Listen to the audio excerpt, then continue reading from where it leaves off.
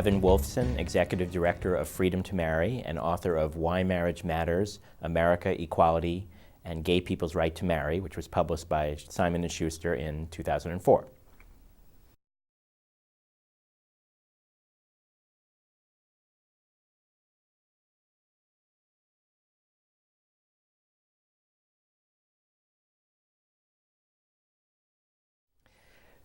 There really were two chapters in my life that kind of laid the foundation for my work today. One was that between college and law school, I was in the Peace Corps. And serving in the Peace Corps in West Africa, I made what was not a particularly profound discovery, but it was profound to me, and it was original to me, although obviously most people already kind of knew it. And that was that living in a small village in West Africa on my own for the first time, dealing with people and so on, and especially coming out to myself as gay and figuring out what that meant in a society where homosexuality was not acknowledged and where there was certainly no open gay identity and so on, I realized that a large part of who you are as a person is shaped by the society that you're in, and that options that are available, ways to think about your life, you are not always able to have, depending on where you live and what time you live and so on. So that, for example, many of the people I met, many of my friends, people in the village and so on, I think had they lived in another country, would have been gay.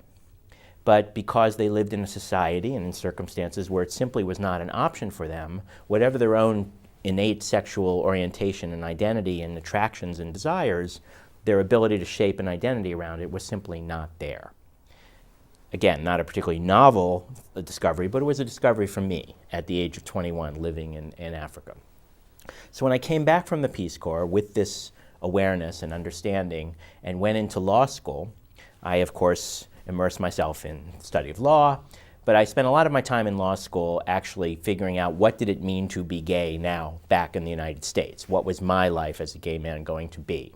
And I did a lot of reading and a lot of thinking, and I read the book that changed my life. And that book was by a historian named John Boswell, and it was called Christianity, Social Tolerance, and Homosexuality. And Boswell's book traced the first couple thousand years of Western history, showing how, in essence, society had not always treated gay people the way we treat gay people in our society today. And therefore, because it hadn't always been as bad and as repressed and defined in the same way as it was today, it didn't have to be as defined and repressed as it is today, and therefore could change. As somebody who always has loved history and really reads history all the time, finding that window through history into my own personal feelings and desires, and then being able to meld that to my desire to do something in the world,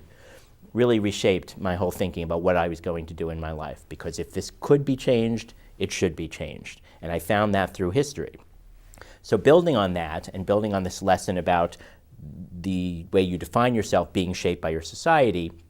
when it came time at Harvard to write what was called the third-year paper, in essence the dissertation, I chose to write on a topic related to gay people, and I decided I would write about what I called in my paper, in words I would never use today because I don't like the way I use the language, but it was same-sex marriage and morality, the unwritten human rights vision of the Constitution. And in essence, it was a paper arguing, drawing on law, but also on religion, on culture, why gay people should have the freedom to marry, why this was important to fight for, why it was a matter of justice and indeed of constitutional law. So that was in 1983, and this was at a time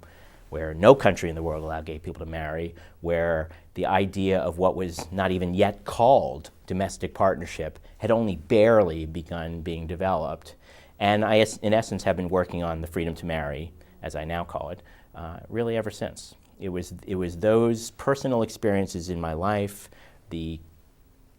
growing understanding as to how to connect that to my passions for history and for law and for social change, melding the personal with the political, and having the opportunity to then synthesize that into a paper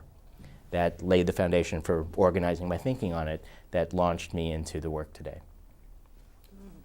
One of my favorite quotes years later from a law professor in a newspaper article that did a profile on me, they went back and dug out and found the professor who was the advisor to the paper. And he was quoted as saying in the paper that it's so refreshing as a law professor to find a student who actually applied something he learned in law school, even though he gave me a B. So I always found that very funny.